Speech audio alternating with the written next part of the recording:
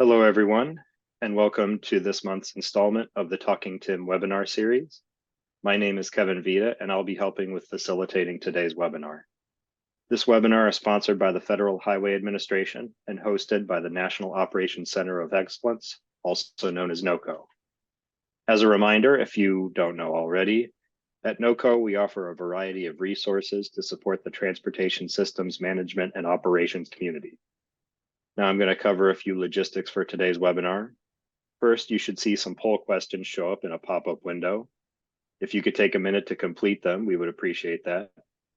The presentation slides will be sent to the attendees at the conclusion of this webinar. For these polling questions, you can see if you could respond with which response discipline are you associated with: EMS, fire and rescue, law enforcement, public works, towing and recovery, transportation, or other. If you scroll down a bit, you'll see the next one is what type of organization do you represent? Public agency at the state or regional or local level or other level at a public agency. The federal government, a private agency, academic, student, or other. And then the last question is if you could just enter the name of your organization, we would appreciate that. All the attendees are in listen-only mode by default, but we'd like you to stay engaged by using the chat box for identifying yourself and the agency you represent, as well as any additional comments and questions. We will have a question and answer session at the end of the webinar, so we encourage you to ask any questions you have during the presentations in the chat pod as they come to your mind at any time. The questions will be read aloud one at a time by a moderator, and our presenters will answer the questions. After that, we're going to have a listening session, and if you'd like to come off mute to speak during that time, if you could use the participant section and raise your hand, that'll allow us to unmute you to contribute. So that's all I have, and with that, I'm going to hand it off to our moderator, Jim Ostrich, to start us off. Thank you, Kevin. On behalf of the U.S. Department of Transportation, Federal Highway Administration, TIM Program Office, Paul Joden, my colleagues, Paul Joden and Joe Tebow, we're delighted that you're here with us again this month. We have an action-packed agenda today, as usual, and I must always acknowledge again Kevin Vita and the National Operations Center of Excellence that host this webinar. And as you heard Kevin say, possesses a ton of resources for you in the transportation arena and our own traffic incident management resources as well. The disclaimer here you see is standard. U.S. government does not endorse products or manufacturers. I do not need to read this to you. I'll leave it up for another second because we do show trademarks, manufacturers' names throughout presentations, and but they're essential to what we're trying to do here, which is share information with you, the National Traffic Incident Management community. Next slide.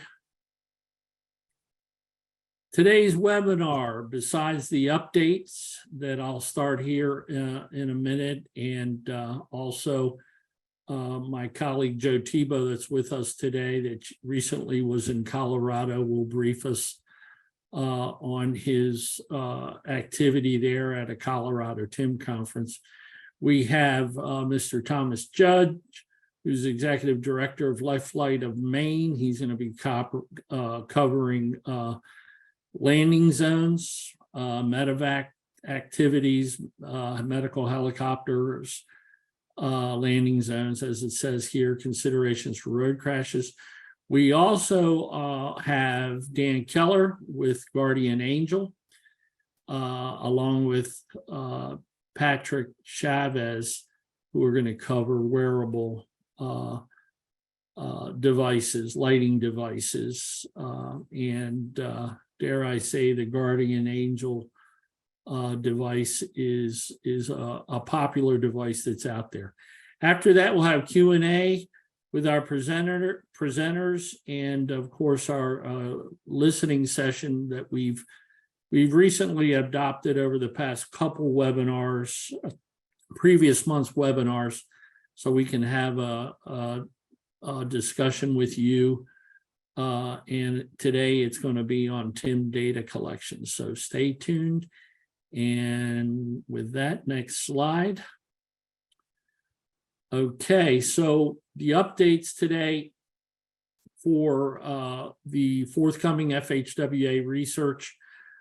Secondary crash is the topic, along with a multi-state analysis information that I'll be sharing and sharing with you.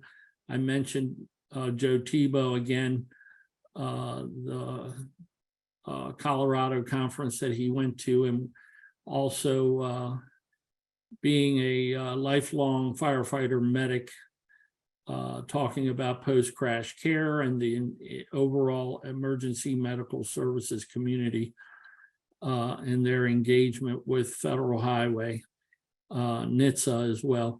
Next Gen TIM, technologies for saving lives. Many of you know that we've now embarked on EDC 7, Everyday Counts, Next Gen TIM. And the topic or the title for the next 2 years is Technologies for Saving Lives. And then, of course, the National TIM Responder Training, the latest statistics, and some more information that are shared. Last but not least, Crash Responder Safety Week, which is fast approaching, the second week in November 13th through the 17th of this year. So you want to be a part of that, we would be delighted to have you engage with us during the planning calls, the all states planning calls. We can talk about that more later. Next slide. And here's where I pass it over to my colleague, Joe Tebow. Hey, Jim, thanks. Apologies for no video, but my laptop had a syncable episode just prior to this call, and it hasn't recovered yet, so I'm on a mobile device. But greetings, everyone. Yeah, I had the honor and privilege of attending the Traffic Safety Summit out in Colorado 2 weeks ago. And, you know, it was a little funny for me because at first they had it booked as TIM 101. And I'm thinking, yeah, TIM 101 for Colorado is not appropriate. Colorado is a very, very advanced state, and they do such great things out there, heavily engaged. So I was able to meet a lot of good folks, and from law enforcement to engineering, and it was a full summit. It wasn't, you know, not only traffic incident management, but it was everything from engineering and design and other aspects of traffic safety. However, while I was there, the enhanced move over, slow down, move over law became effective there in Colorado, where they actually designate, you know, 20 miles per hour slow down and attach driver's license points and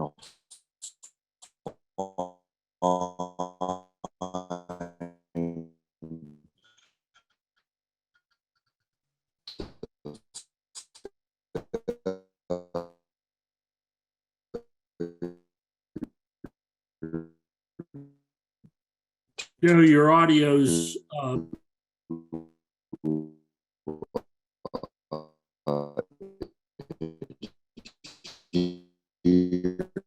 Joe, can you hear me?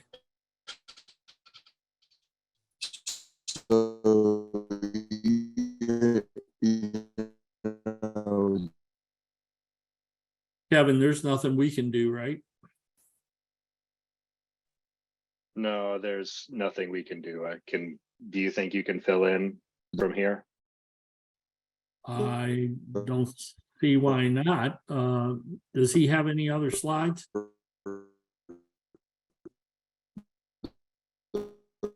Okay. Hey, Joe.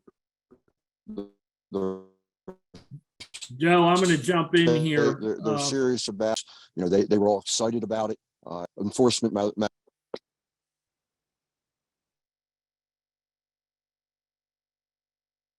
Okay. Apologize for the technical problems here. I'm going to just speak and hopefully it doesn't come across too bad. What Joe was just touching on in this particular slide, what I mentioned a few minutes ago, Everyday Count 7, Next Gen TIM, Technologies for Saving Lives. This map shows the 31 states in blue that have adopted, officially adopted and plan to participate over the next 2 years. The 10 additional states in yellow are participating, but they are not going to participate with the intention of advancing through the 2-year period, which is what this is meant to do. Everyday Counts initiatives are sponsored and promoted through the Federal Highway Administration, and we basically set up a team, a national team of experts that we call our national EDC7 team experts to assist states throughout the 2-year process, 2-year project period, doing a variety of things that, well, the second bullet, workshops, virtual or in person, and peer exchanges. But we start out with the first bullet, which is the planning calls over the next 2 months. We're going to have anywhere from, I believe it's going to be 3 or 4 calls with each state to discuss what their focus areas are of the different initiatives for technologies, whether it's unmanned aerial systems, CAD integration, advanced warning, debris removal. We even have emergency vehicle preemption that is similar to TSP, traffic signal preemption. And I think I mentioned emergency lighting. Anyway, next slide. Okay, so again, this round for EDC is Technologies for Saving Lives. Here are the 6 focus areas, and today we'll be talking about one of our presenters will be covering advanced warning technologies, but you heard me mention the others: debris removal, emergency lighting, EVP, UAS, and of course post-crash care that I mentioned. Joe is our lead on for our office because of his engagement, lifelong career engagement in the fire service and EMS. So next slide.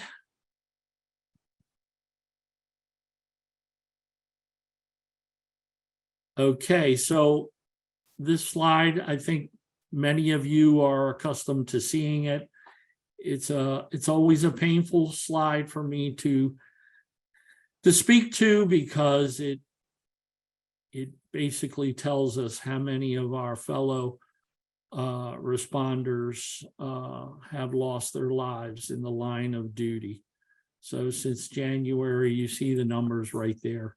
These numbers are collected primarily through our partners over at the Emergency Responder Safety Institute, or respondersafety.com. Most of you should know about, and if you haven't, you can visit respondersafety.com and drill down there for a variety of different trainings that are available there at no charge to the responder community. But this is, even though we're tracking a little under, sorry, I don't have the exact number for this exact date. We're almost in September. But I know we are tracking under from where we were this time last year.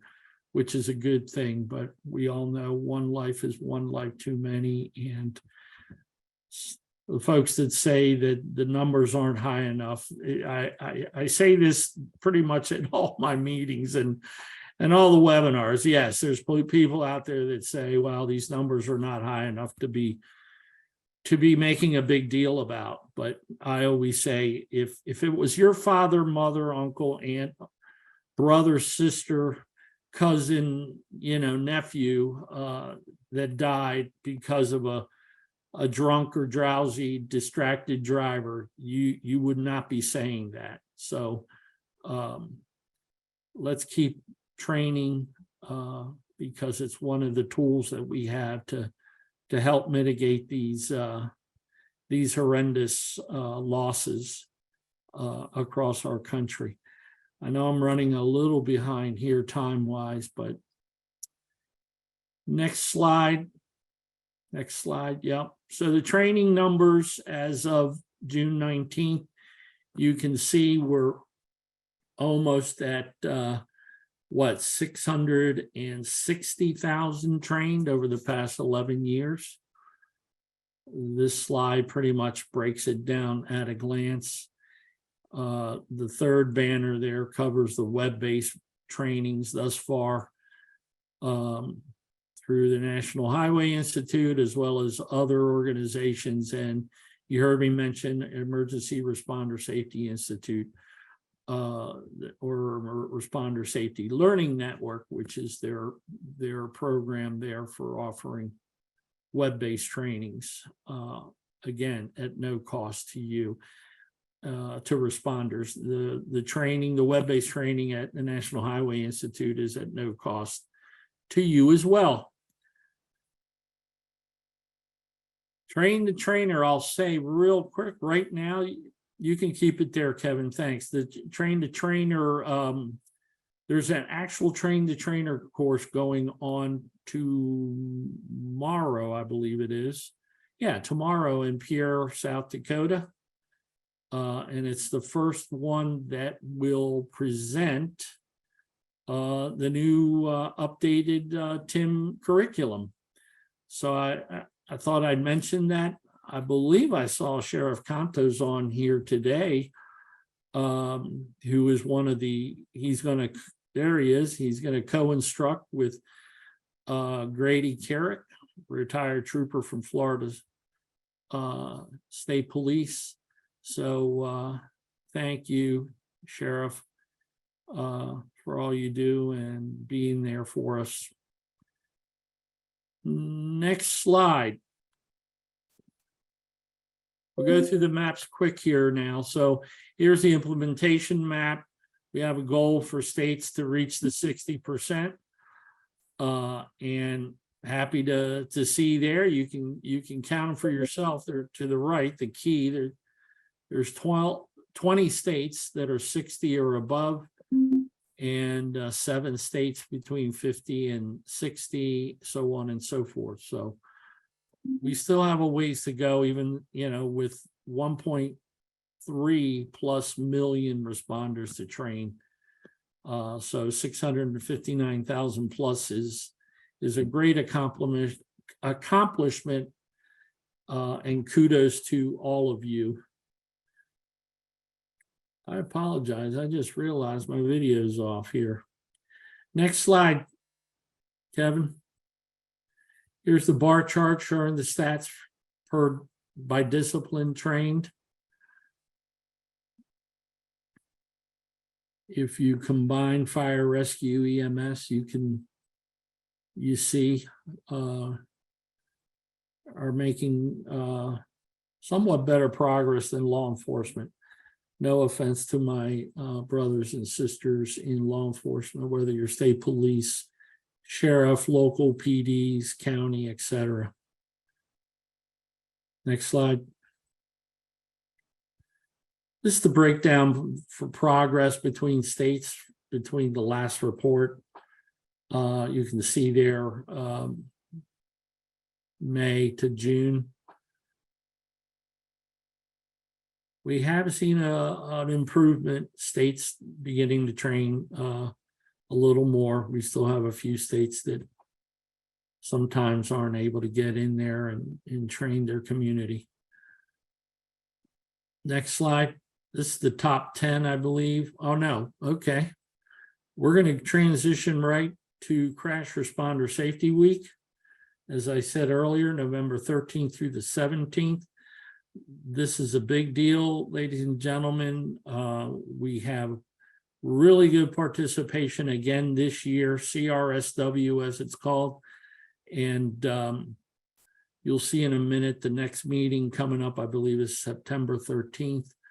But we definitely like to engage not just the state TIM leaders and champions, but very importantly to include the public information officers, communication officers for your organization in all the different states. So please feel free to contact us if you want to get involved.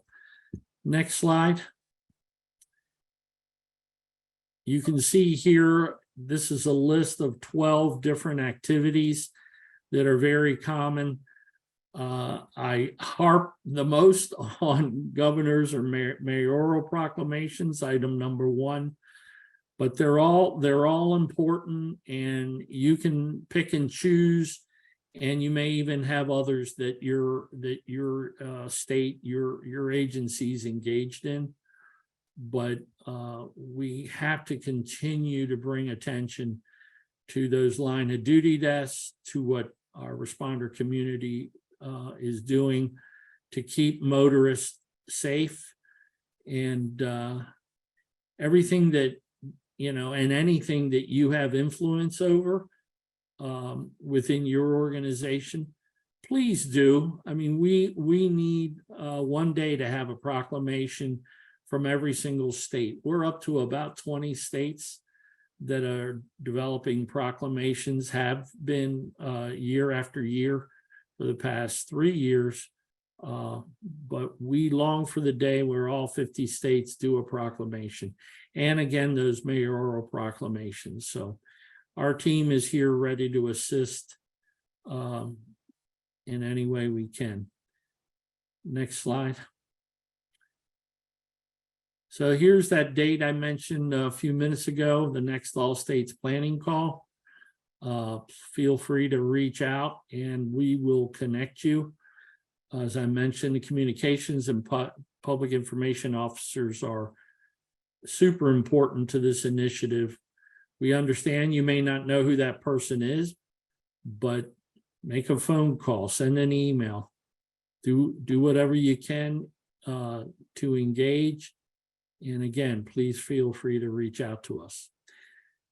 Next slide.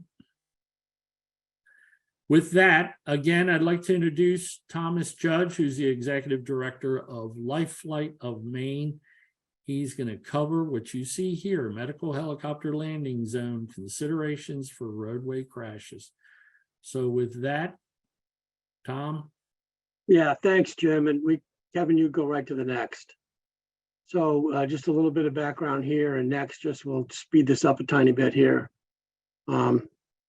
Just my background, I've been an EMT and paramedic for over 40 years, worked in volunteer rescue, worked in urban systems, and then took over running the helicopter system here in Maine. And the helicopters are really not first responders, but I think there are some important pieces to this for us, in the air medical community. And as you get into the later in the presentation, there are some pieces of performance measures that I think are important. So the first question is sort of why helicopters? And really, this has all been from the trauma medevac and the military experience about time to tertiary care, especially in urban, rural environments, but it also can be the more urbanized environments of just the access when things get backed up, and we'll talk about that in a little bit. As I said, this is really, we tend to be secondary responders and sometimes third and fourth, and as most any major motor vehicle crash is a multi-agency response. But But there is, generally a pretty substantial difference in the scope of practice and skill sets in the helicopters from standard EMS and in the therapies. We carry blood, we carry sort of advanced pharmacy, we can do elective airway management, we can do, some simple surgical procedures. So pieces of those kinds of things that can be immediately life-saving is the reason that the EMS agencies overlay the air medical system onto the EMS and fire rescue response. Nationwide, pretty significant resources, over 300 agencies. They tend to be private as opposed to publicly based or government agencies. There's about 1,350 helicopters, of which probably, some of those are backups, some of those are trade-offs, but you can see it's a very robust network across the country. Certainly here in the Northeast, we have an alliance of all the air medical programs in the Northeast, and if we need mutual aid for a very major event, everyone's participating across state borders. I said most of all of these things are multi-agency, and we'll get into some pictures here in a minute, but to think about, as you're thinking about management, the multi-agency response takes some pieces in its own. Communications are always a challenge across multiple organizations, and planning, and we'll get into a little bit of that, is really key to keeping the system safe. So the questions, for all of you are, how do you integrate an air medical response into your management plans?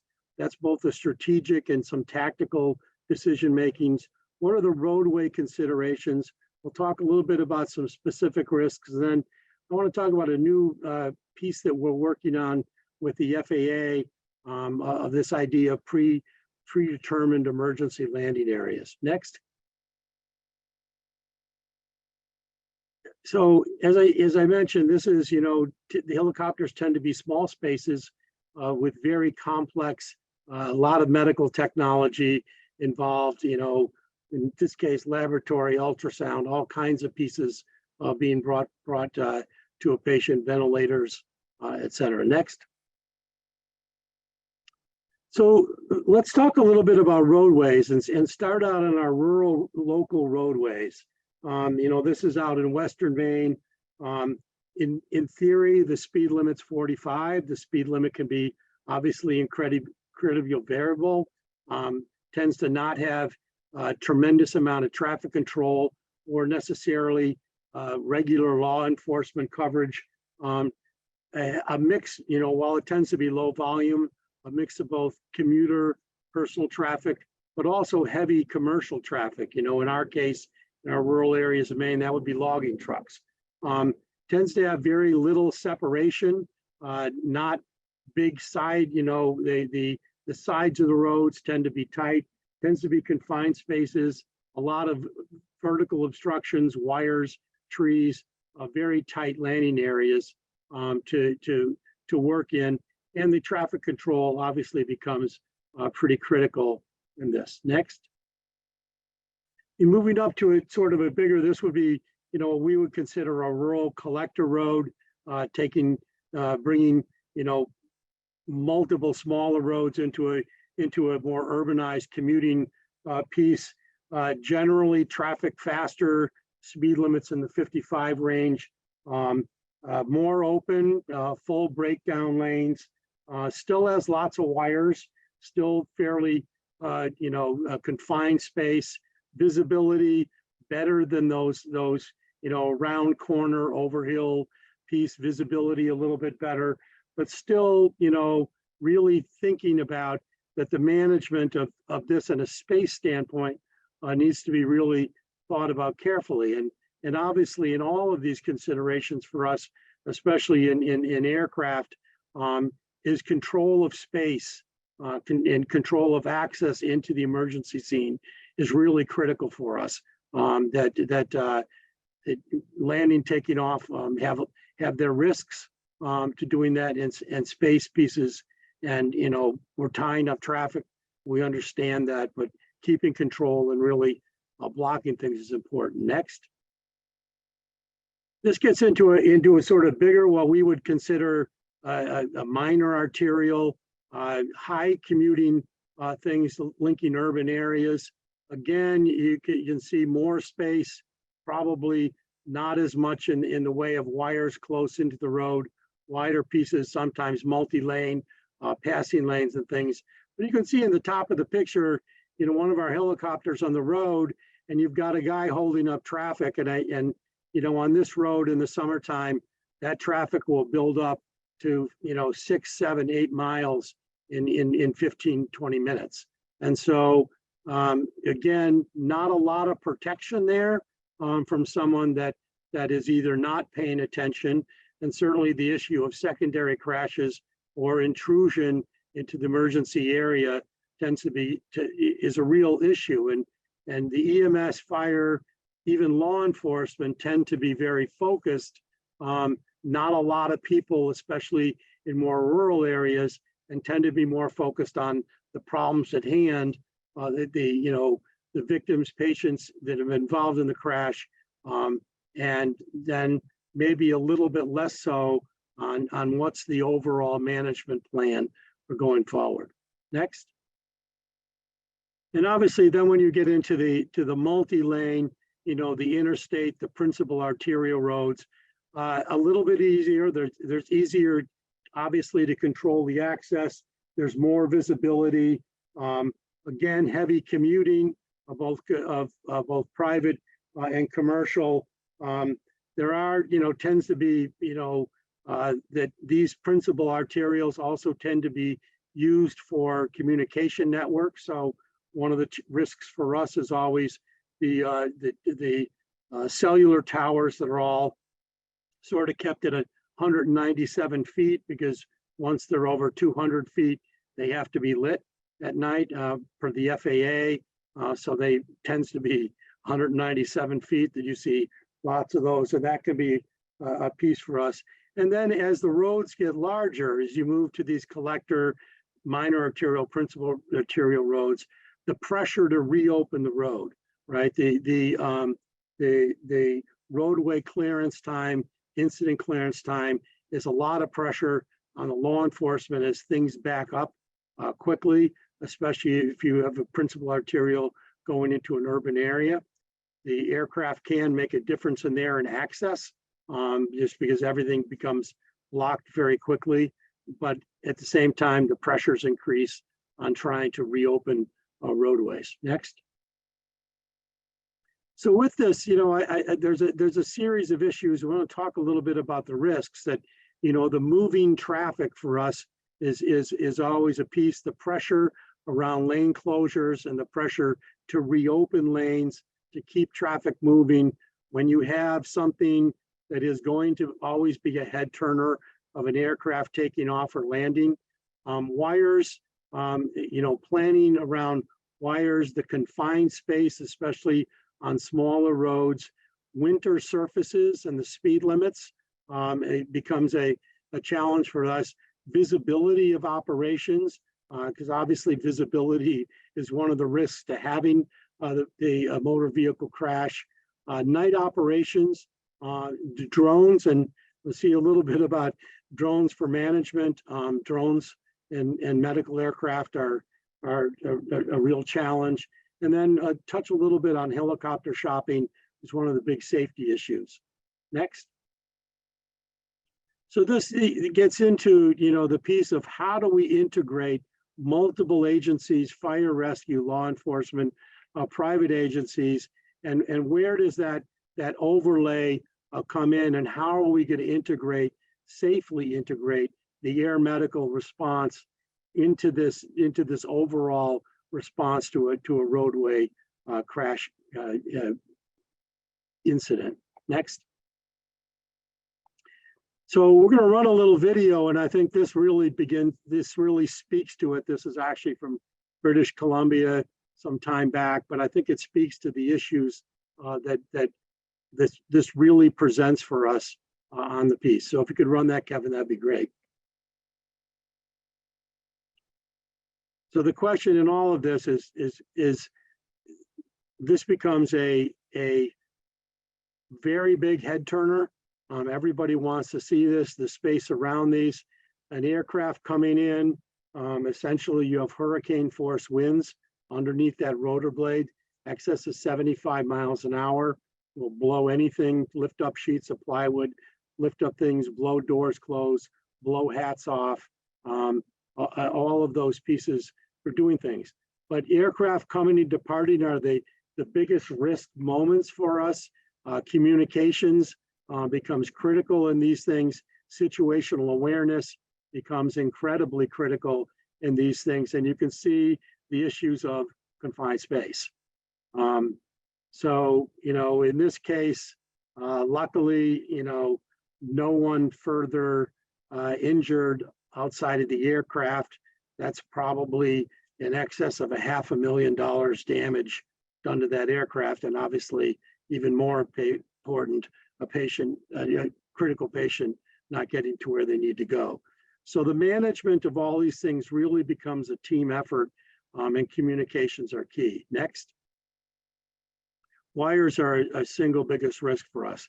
And then, the issues again on secondary roads and winter conditions, the buildup on the sides of the roads, the surface slippery, and then as people are coming in, the risks of secondary accidents, of everyone continuing to move too quickly for the conditions becomes a challenge. Next. So begin to see, and you can see on this one, in this case, this is a big minor, well, it doesn't look like a big road, but this is one of the most heavily trafficked commercial roadways in the country and in rural areas, Route 9, Lincoln, Canada, and Eastern Maine. In this case, they've completely blocked the road. I'll tell you that again, it becomes pressure. There's a lot of, in this case, there'll be huge amounts of truck traffic backing up very quickly while we're trying to sort this out. Again, you can see the challenges of confined space in here and the issues of multi-agency response. Next. Visibility is also a challenge, that the visibility in most medical aircraft rely on visual flight. You have to be able to see the ground from the air. Some programs are flying through the clouds. Becomes a little bit, you fly through the clouds and go airport to airport. We do that in hospitals. Becomes a little more, challenging on the ground. But again, visibility is one of the risks to the operations of other vehicles coming onto the scene, and being able to really control the distances away from the scene to make sure that things stay safe. Next. And then, the other piece for us is obviously night operations become much more difficult for everybody. The risks go up to responders, the risks of management, of providing really good spacing around a scene and absolutely controlling that spacing so that there's no entry or egress, or that the egress routes for emergency vehicles have been thought about as things back up and roads, lane closures have been closed down. Next. And in this case, to really think about, are you landing, an aircraft in the road, or are you using an area, and we'll come back to this in a little bit, this idea of predetermined emergency landing areas, to really think about how we're keeping responders safe and how we're keeping the things so in the visibility, obviously in dark conditions gets much more intense. Next. The other part is that virtually every air medical aircraft in the country now is using military night vision. So lighting is, we obviously want to see lighting on an accident, and lighting to a certain extent, lighting risks, putting an engine or something underneath wires, so that we know there's wires there and not to approach that area. But too much light, shining lights into this become really a challenge for us. So lots of due diligence, really thinking about what that LZ looks like, Know that people are using goggles. The color differentiation for us is a challenge, and there are some colors that just don't show up under night vision. So clear communications. Next. Drones is another. This is a big thing you'll see out in California, where the fire companies are now, the fire response is begging people not to put drones up over top of fires to get pictures. This tends to be almost any crash accident now. Someone comes along with a drone, wants to sell that footage to the local news station, and we can't see these very easily. So drones, UAVs are a real issue, and dangerous for the aircraft, sort of dangerous for everyone. Law enforcement, wants to use them, but we really need real careful management of securing airspace when there's aircraft coming in and out from drones. Next. And finally, this issue of helicopter shopping. This was a tragic accident some years ago now in South Carolina. Road traffic accident on interstate. Patient wasn't critically injured, but the circumstances weren't clear. The EMS fire rescue called one air medical organization.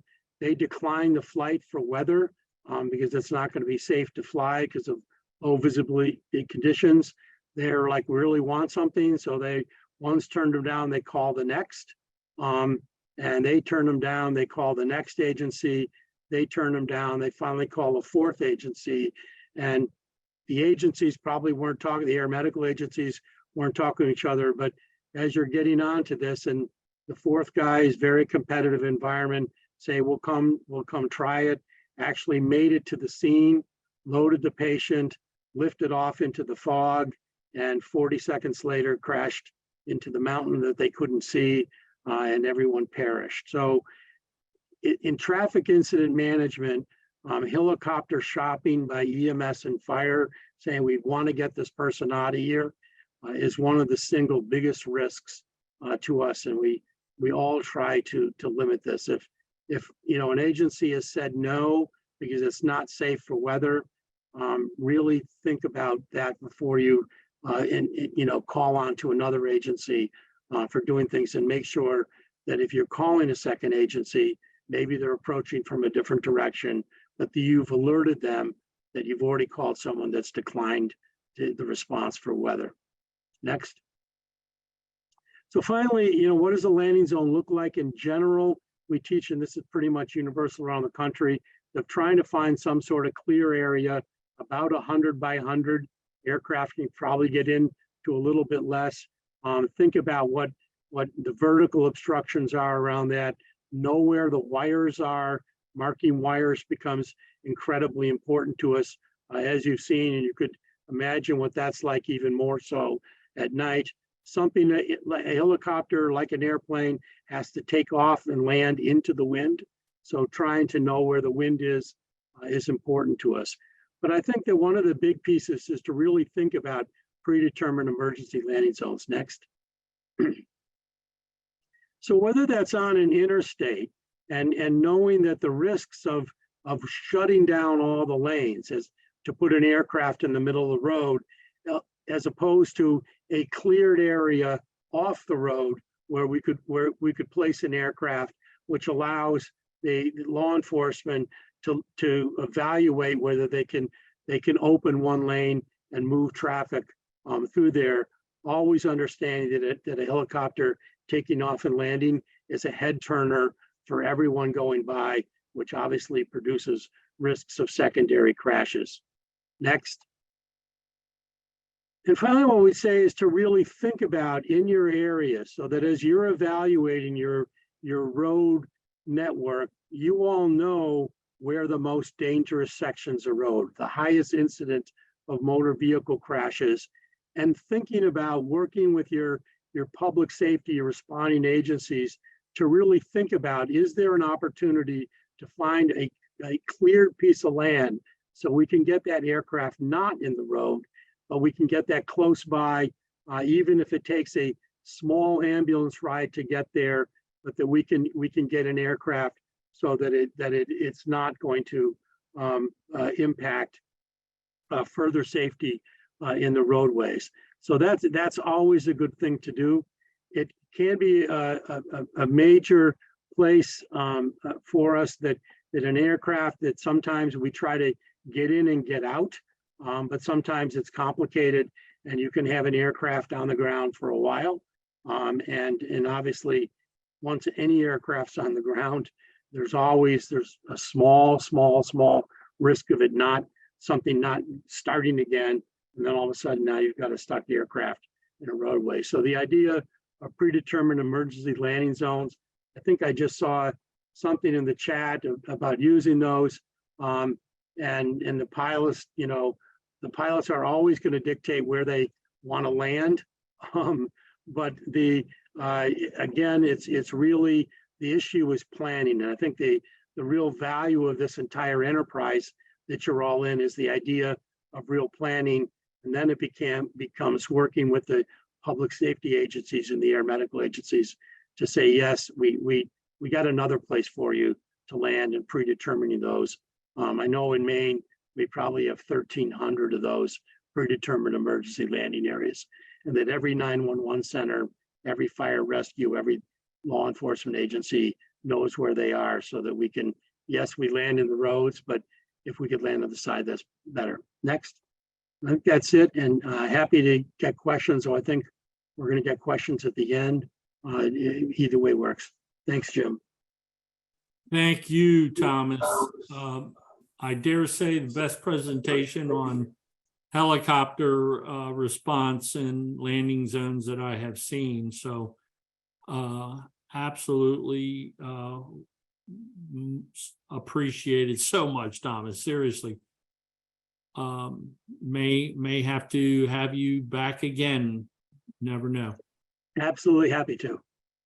Thank you, sir. Okay, next up is our friend Dan Keller with Guardian Angel Devices and Patrick Chavez from the state of Colorado, their statewide emergency manager, who are going to cover wearable lighting, 363 lighting, and roadway safety visibility in a distracted world. So who's going first? Patrick, you or Dan? Dan. I think Dan's going to kick it off. Go for it, Dan. Or was that you, Patrick? Who just spoke there? Well, I spoke. This is Patrick. I think Okay, Dan, we'll kick it off. I see Dan's name on the screen, so I went Oh, to sorry. that. Sorry. I was There muted. it is. Apologies. You hear me? Okay. So our presentation today is about wearable 360-degree lighting, particularly the Guardian Angel, and the visibility and safety it provides for roadside groups. Next slide, please. So we design our devices with a singular purpose, and that's to keep professionals and first responders and those who work roadside or work in any difficult working environment safe and visible, while also making their jobs easier. We're on our 5th generation of device, and we've only gotten to all the different mounting accessories and devices that we have through customer feedback. We're relentlessly asking customers what they like and what they don't like, so they have a lot of input in the devices that are keeping them safe. Next slide, please. So the Guardian Angel, from very high level, it's a wearable 360-degree light that can also be attached anywhere on your person or attach it to any object. You're visible up to 5 miles away while you're wearing the Guardian Angel device. We have many different colors. We have 28 different devices that have different color LED configurations and layouts and flash patterns, and they all have a place depending on the industry that they're being used in. Obviously, between law enforcement, fire, and towing, they run different colors. They have different uses for the devices, and that's why we have so many different devices and many different mounting accessories too that allow them to attach it to anywhere in their gear. Next slide, please.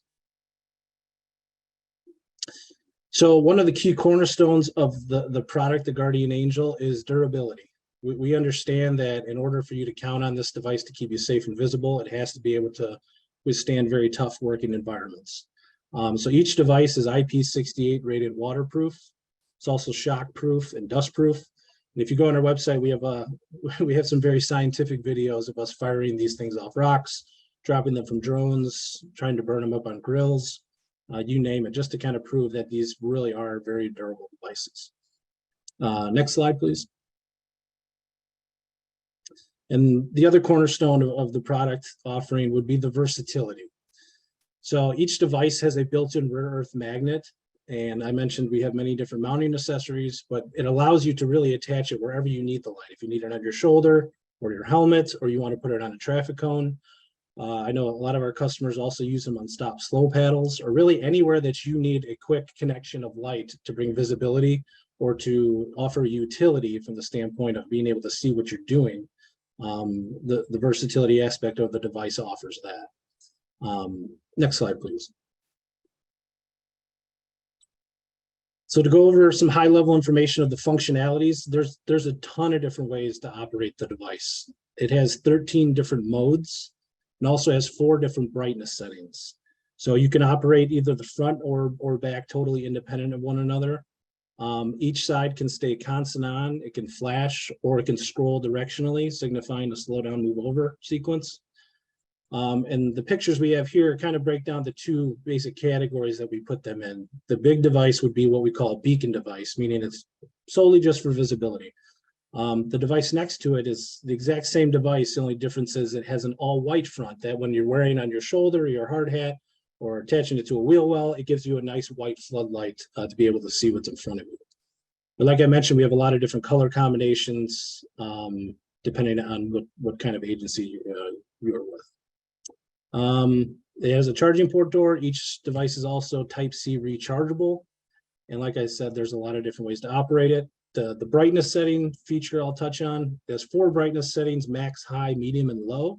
The medium and low settings, the feedback we get is those are better suited for nighttime. The top 2 settings are more daytime use settings just because they can be really bright, especially if you're using them at night. Those are too bright for nighttime use. So we always, good rule of thumb is use it on medium or low at the nighttime. Next slide, please. We are currently working in some capacity with over 40 state DOTs, and we work with a lot of different law enforcement agencies, firefighter agencies, EMS, you name it. Really, anybody who needs visibility, we feel should know about the device as far as offering supreme visibility for them.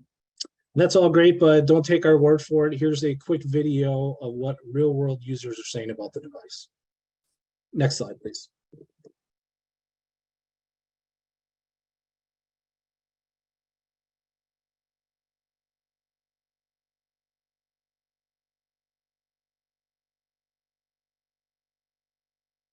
Is the audio on?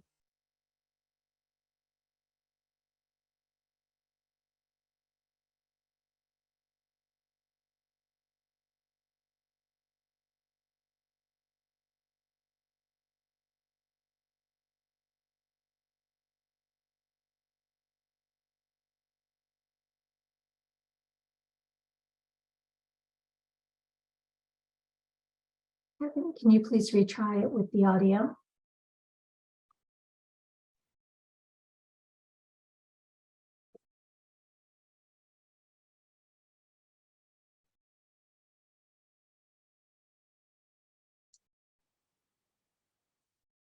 Maybe we can come back to the video once the audio gets fixed. Dan, do you want to continue forward? And then we'll come Sure. back?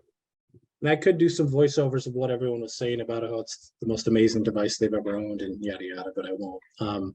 But basically what they're attesting to is just how it helps them, keep them more visible while they're out doing their job duties. But yeah, and in lieu of that, we have worked with Patrick Chavez and his team at Colorado Tim's for a few years now, and wanted to bring him in just to talk a little bit about his experience. So Patrick, if you would. Yeah, thanks, Dan. So with the Colorado, with the TIM program, we started hearing about the Guardian Angel a couple of years ago, back in 2021.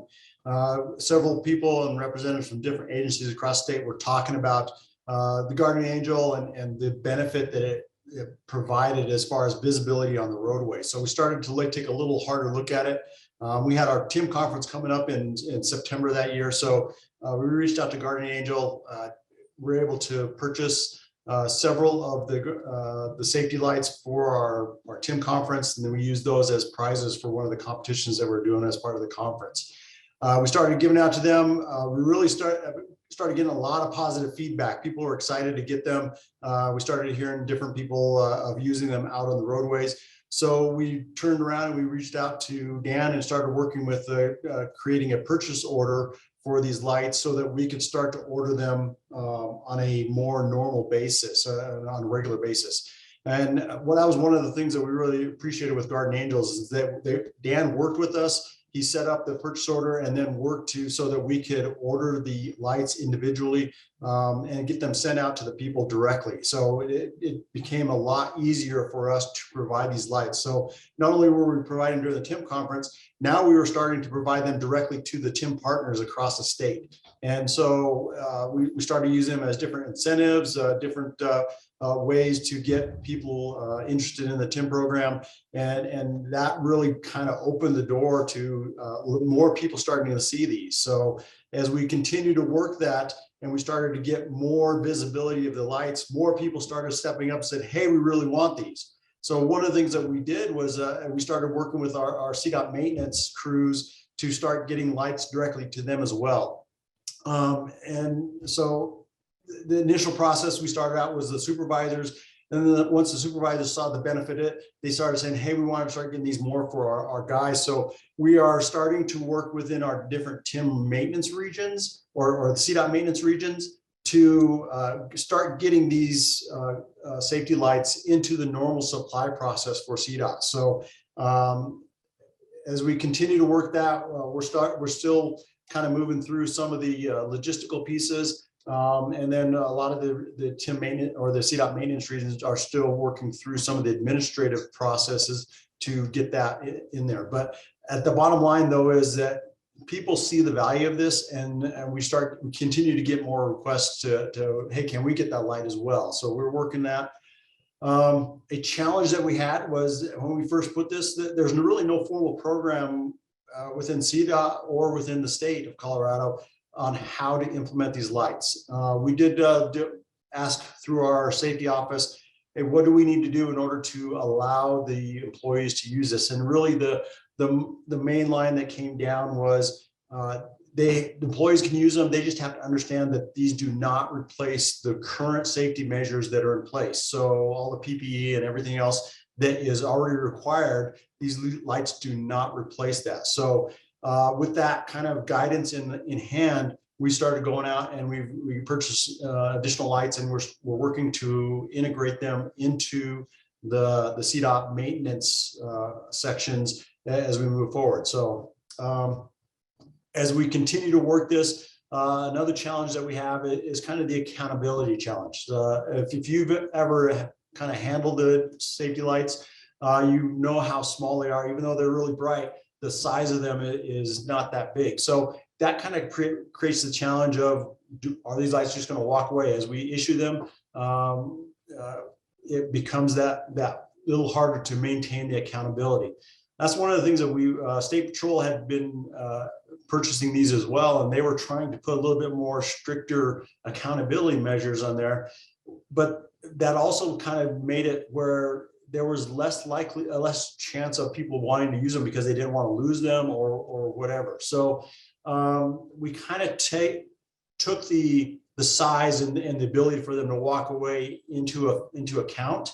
And we're still trying to find that accountability measure that will help us keep them.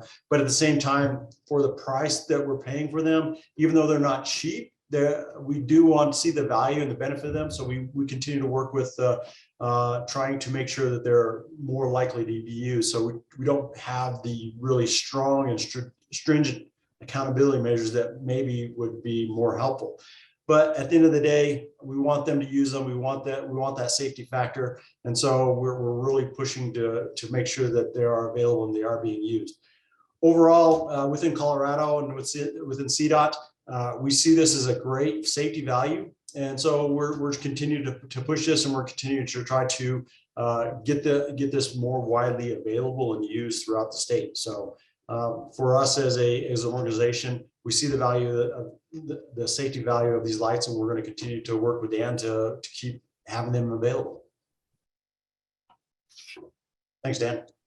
Thank you, Patrick. Really appreciate that, and really appreciate all the insight and your partnership. And also to everyone in the chat who's mentioning that they have a device, really appreciate all your support too. Like I mentioned, it's through just your support and feedback that we kind of keep evolving these things and try to make them better and better. So we can't do it without you. So really appreciate it. If we can move on to the next slide. So anyone who's ever been to our website, we have a repository of almost 7,000 customer video testimonials, which is quite a large repository. So we're constantly bombarded with good reviews and good positive video reviews.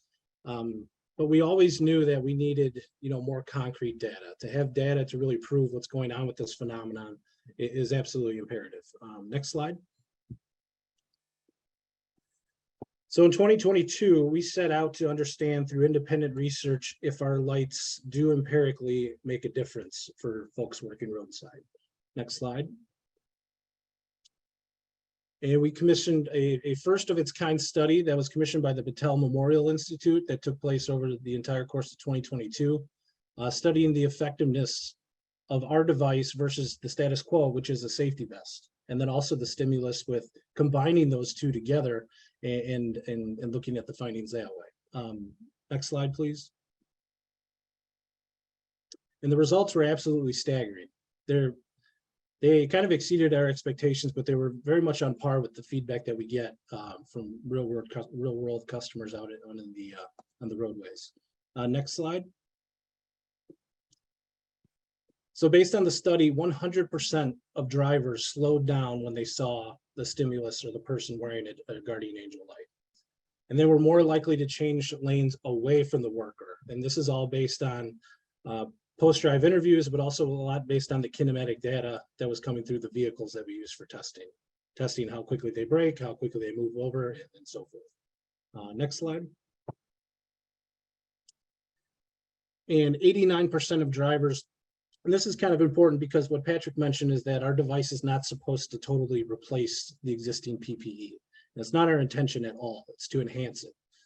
So, and this number kind of points to that effect. So 89% of drivers reported that the combination between a guardian angel light and a safety vest provided the best visibility versus workers just wearing a vest alone. And in the study, 15% of the stimulus are people just wearing safety vests. 15% of the time, the drivers did not see them at all. But we've been sharing this data with some of our customers, and they agree, based on these numbers, that this does seem to be, the kind of effect that the device can have while they're wearing it in conjunction with the safety vest. But also, we get a lot of feedback too that having a device on the vest provides a good silhouette of an actual person, versus not confusing the drivers. Is this a traffic cone? Is this a vehicle? Is this a barricade? No, via the silhouette of the device and the retroreflective material, providing a good silhouette of a person. Next slide, please. Another key finding was the GA light was seen much earlier at 3,700 feet by the drivers versus just 700 feet with the safety vest alone. So you're seeing much further. And if you could go to the next slide, which I believe is my final one. We are, this study is currently being peer reviewed, and we're going to be presenting our findings at the TRB in January. But until then, if anyone wants to sign up to receive a copy of the study, there's the link here in the presentation. But other than that, we really appreciate the opportunity to talk with all of you, and thanks for all your support and your time today. Thank you, Dan and Patrick. Anything to enhance the safety of responders or people as a whole is a great thing, sir. So thank you for doing what you do, and keep doing it. So we have Q, and we're running a little behind. I'll take the blame for that. And we have several questions. I don't know how many of these have been answered. But I'll start with the two from Dr. Harden, David Harden from EMS in Arizona. Yes, as far as can we get more details on the TIM technologies for EMS post-crash care? Joe, would you, besides emergency vehicle preemption, would you like to add anything to that? Joe, are you back with audio? Can you hear me? Yeah. Yeah,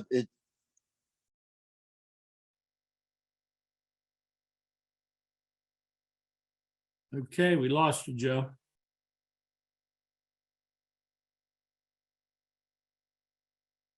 Okay, well, there obviously, besides the training, I mentioned emergency vehicle preemption, advanced warning, all the, well, there's a number of different initiatives that we're embarked on as part of, and I'll say this, part of the National Roadway Safety Strategy that the Secretary of Transportation inaugurated, I want to say, a year ago, this past January, or was it this January? I apologize, I forget. Time flies.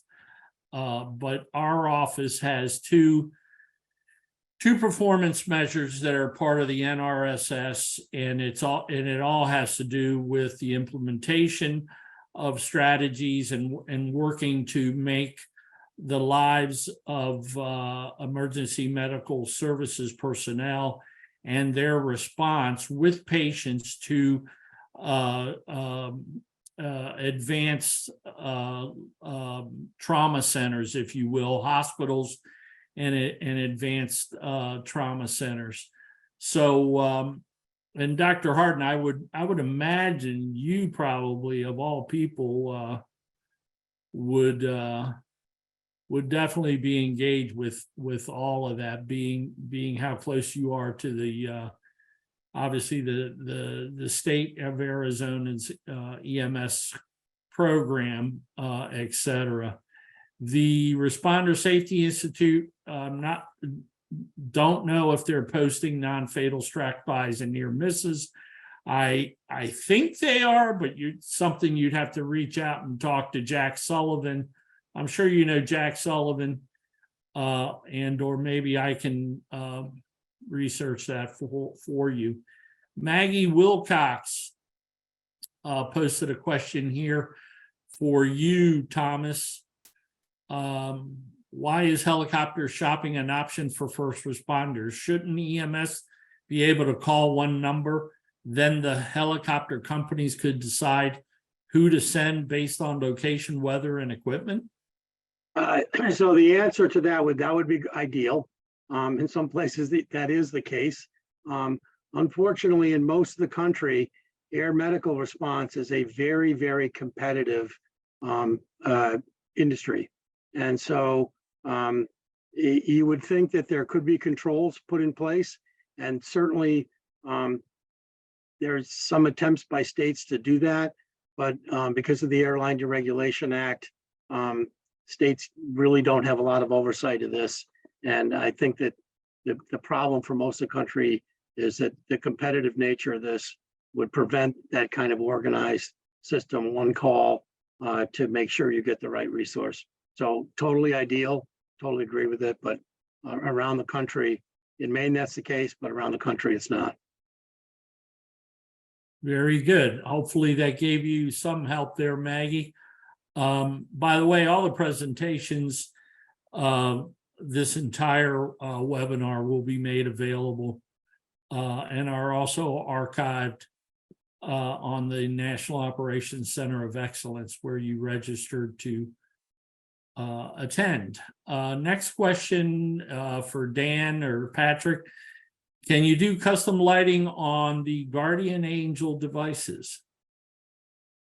Yeah, I'll handle that. It's a good question. We get it frequently. We can. It's just the production run would have to be north of about 250 devices.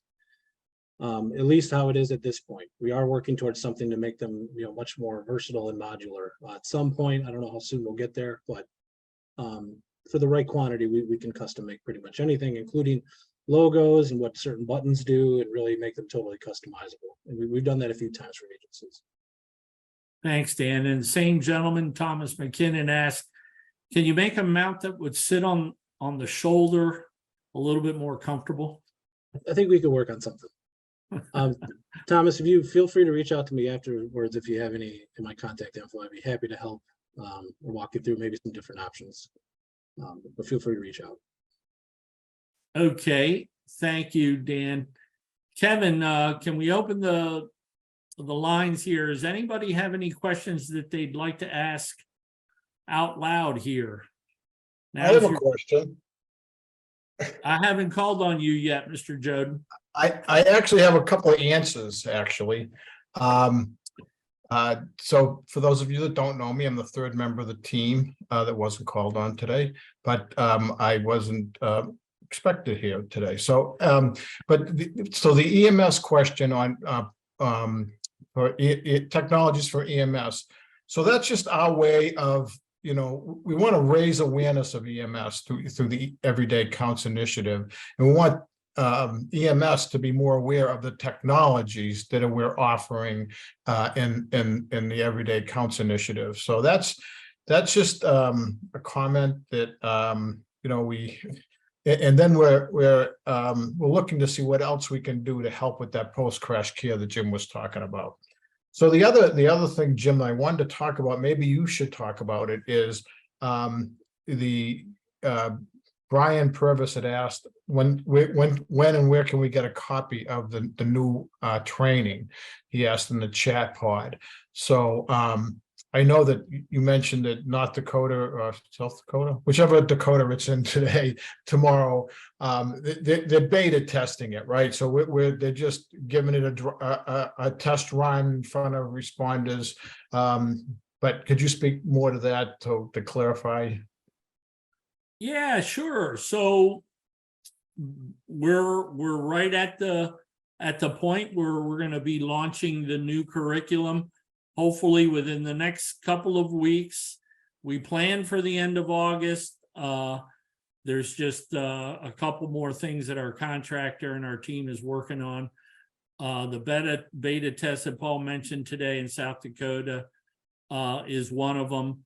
But we're excited to push that out here real soon. So just look for an announcement, an email, and we're probably going to make a little bit of a splash here on Talking Tim as well.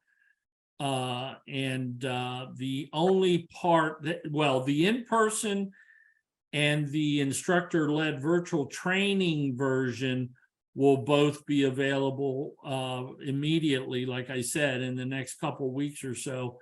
The only one that's going to be delayed towards the end of the year is the web-based version, the e-learning version that we host through our National Highway Institute, NHI, that I mentioned earlier. And for those of you who don't know, NHI is the training arm for the Federal Highway Administration. But there, the web-based training, like with Emergency Responder Safety Institute, the training, the 4-hour web-based training is free of charge as well. So, Paul, I'm glad you joined. Do you have any other thoughts, comments right now before we continue? Nope, nothing else to add. I just wanted to throw those two in there right now, and I'm here for the open discussion as if need be, but you take it back, please. Okay. Well, again, many thanks to our three presenters here. We very much appreciate it, and it is important information that you shared. So thanks again. Kevin, next slide. Okay, so this is Paul's favorite subject, data, incident data, traffic data. So basically over the past decade, states have advanced in the collection and management and the use of data to both operationally support TIM and to better plan for traffic incident management. There are 4 key performance measures for TIM that you are about to see. So first, we'd like to do a poll question, Kevin. Is that correct? So if you would take a moment, please. How many TIM performance measures do you know?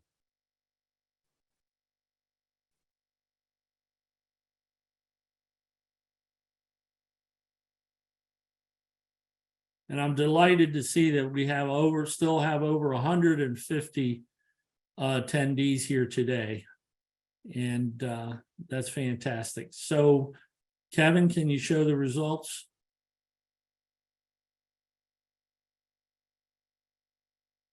Okay. So, okay. Interesting. At least a majority of those responding here, 34%, know all 4 of the core TIM performance measures. 30% of you don't. So today's your lucky day. You're going to learn what they are. And before we close this poll here, I just want to say in advance that if you are someone that has influence, or not influence, influence, but if you are someone that works with your state police for sure, who are usually the keepers and the ones that manage crash reports, but certainly if you are familiar or work with your TRCC, Traffic Records Coordinating Committee within your state, and or like your highway safety office, and you want to make a difference to continue to grow, if you will, increase the adoption of TIM performance measures within your crash report, your state. You're going to see in a minute why I am asking you to be a part of that. We're going to close this now, Kevin. Thank you. So next slide. So what are the TIM data? What are TIM data? Roadway clearance time. These are the top 2 performance measures. And I won't read it to you, but RCT as well as ICT, there is your definition for you to know from this point forward. Important, and we'll talk a minute about the organization that helps promote and work with law enforcement agencies regarding these these performance measures for TIM. Very important. Roadway clearance time, RCT, incident clearance time, ICT. And the difference between the 2. Next slide. So the third performance measure, secondary crashes. I think you've heard that term used a couple times today during the webinar, but if you're not familiar with it, it is a big deal, and we are very much interested in tracking that and understanding that problem that is secondary crashes, and of course the definition of what that is right there before you. I am not going to read it to you. You all can read it yourselves, but very important. The fourth is responder struck by crash, which is what you see here, a collision between a motor vehicle and transit, and a responder working a roadway incident. So those are the 4 performance measures. And you heard me say earlier, these presentations, everything will be available to you, so you can reference and come back to this if need be. Next slide. Okay, so how are the TIM data collected? You heard me mention crash reports. Okay, the traffic management centers that use advanced traffic management systems software, again, at your state TMC, there is data that's being collected through safety service patrol programs. A big one, and probably, well, the biggest one is what we call CAD, computer-aided dispatch, and the integration of that data between law enforcement, dispatchers, 911 centers, and your state traffic management center. And then there's also the ability and the practice of TIM data being collected through your mobile navigation apps. Those five are the top, but I dare say crash reports is still a big deal, and you're going to see here in a minute how few states are really, engaged in collecting all four of these performance measures. And so there again is where we need your help. If you're someone that's interested and has the ability to influence that within your state, your jurisdiction. Is there a poll question here, Kevin? Thank you. Which of these is well positioned to capture detailed TIM performance data on crashes? Which of these is well positioned to capture detailed TIM performance data on crashes? This is single response, single choice.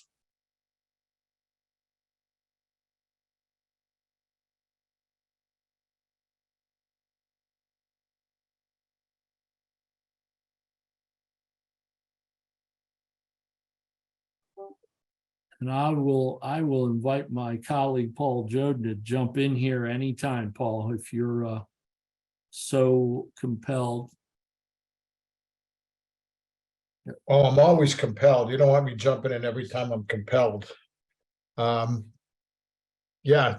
I mean, of course, I know the answer to the question. I better, right? But Right. Well, Kevin, show us. Yeah, show us. Yeah, it's the state crash report is where the real good data comes in from. That's where we get the data. We'd like to see the crash reports expand. About half the states in the country collect the data through the crash report. The ATMS software can do it, but we find that the data there is not obtainable by us typically, but not necessarily accurate. A lot of times, folks are not collecting secondary crashes, for example. They don't. The crash report does that in many states. The ATMS also, operators often not is accurate when an incident clears, so sometimes it takes a long time to clear. So anyways, it's the CAD system is a wonderful spot, but I haven't seen too many successful collection of the data through the CAD. It would actually be an ideal spot, but we don't see that. But Yep. Thank you, Paul. Okay, Kevin, you can close that one. And next slide. Yes, Michael, good point. Also dependent on trooper and their input to the report. Very good comment there. So getting, as I mentioned, getting to the ground here across the country, states that are recording the data on roadway clearance time and incident clearance time on crash reports. Only 8 states collect both. And our team, Paul, Joe, myself, we're very much interested in changing this for sure. 7 states collect roadway clearance time alone, just roadway clearance time. You can see the map there. I'm not sure how well you guys can read it. I know my vision isn't that great, but you can see the different states for both or just the single roadway clearance that have been highlighted. There was, Jim, there was some reluctance on incident clearance time because it's difficult for an officer to record that on a crash report. Typically, it's, officers are, often have to go to the hospital, for example. They're oftentimes not there when every single thing is left to scene. So a tow truck might be left behind, which they shouldn't. Fire might still be there, but the officer may not. So sometimes that was actually law enforcement. That's why it's not in the MOC, minimum manual on unified crash criteria. But that's maybe why you don't see more. I thought there was more than 7 states collecting RTC though. Sorry. Yeah. Good comment, Paul. Yeah. And our friend from New Jersey, I believe, just chimed in. I missed it, saying that they were pursuing one or both of them.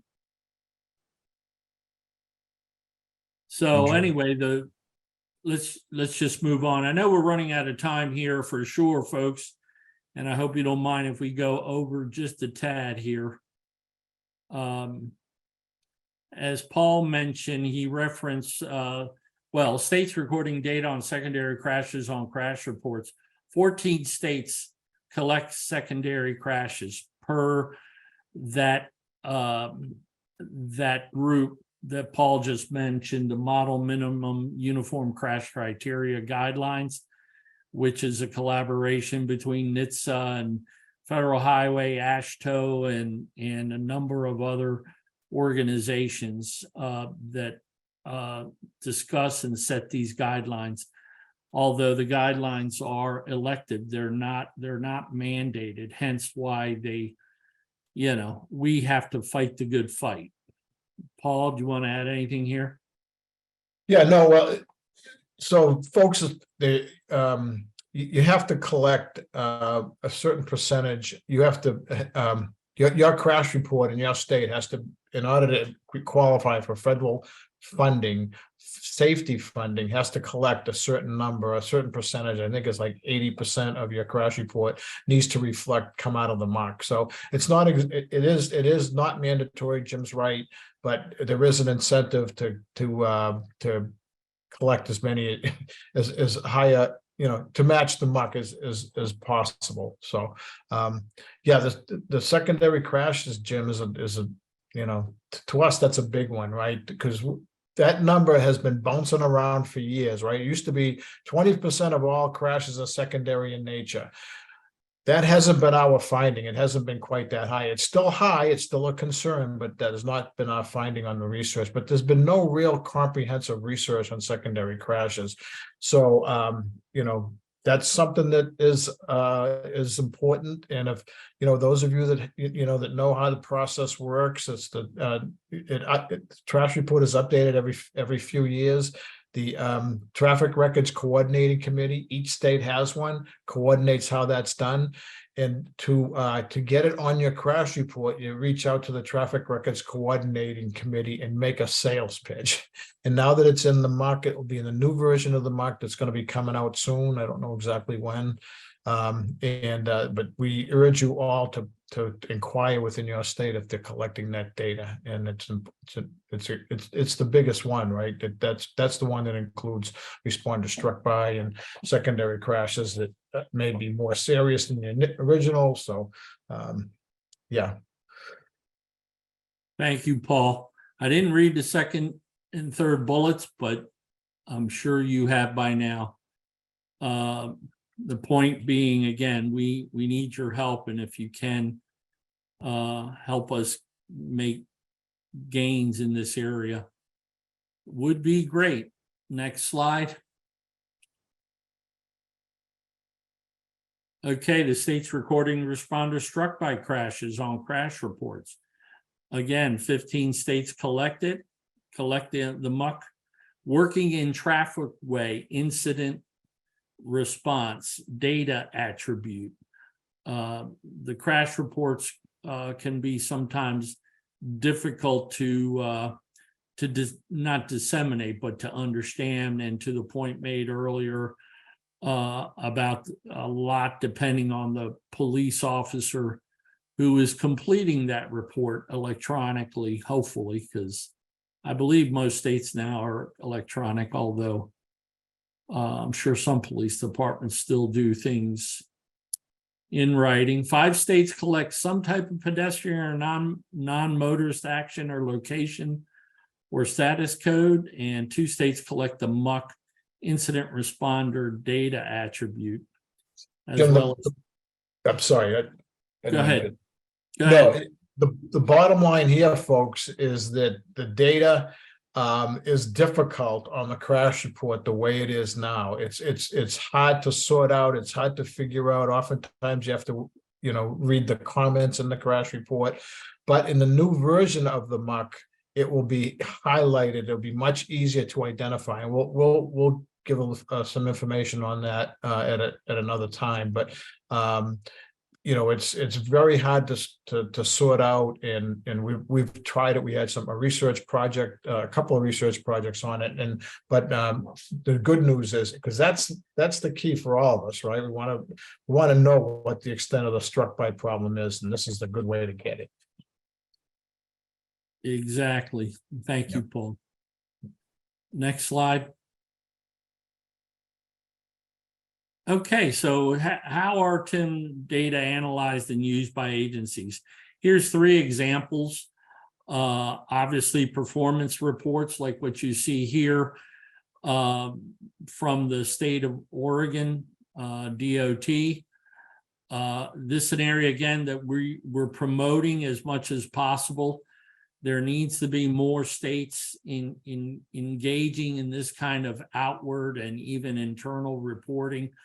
The next one at the top, can or custom reports like what you see there from New Hampshire Department of Transportation, and the dashboards on the lower right there, example from Florida DOT.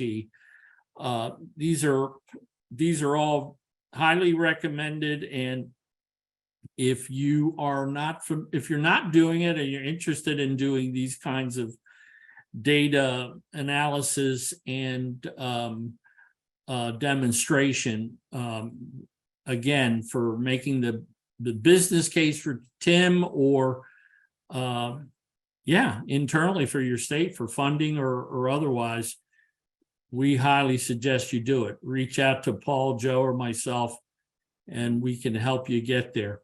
We're over by 3 minutes here. What's the next slide here, Kevin? Okay, next Talking TIM, September 27th. We're going to be covering long-term major incident management, as well as the audio listening session for communication strategies for major incidents. I apologize, we don't have time. I don't think we're going to try to cover in an overtime mode here our listening session today. And again, I apologize. That's my fault. Next slide, Kevin. Our contact info.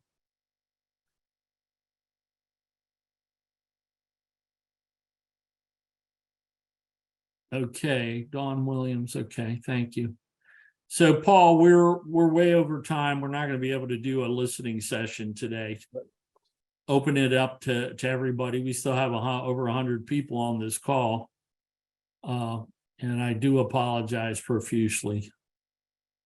Yeah, we just we have to do better time management with ourselves, and but we had a good session. People had asked their questions. I think it was still a very good session, and the listening sessions, because we tend to run over, we had 3 speakers so we went down to 2 speakers. And we're still, but that's because we're having a lot of good discussion, and I think that's the most important thing, so. Yes, sir. Joe, any parting comments? How's your audio?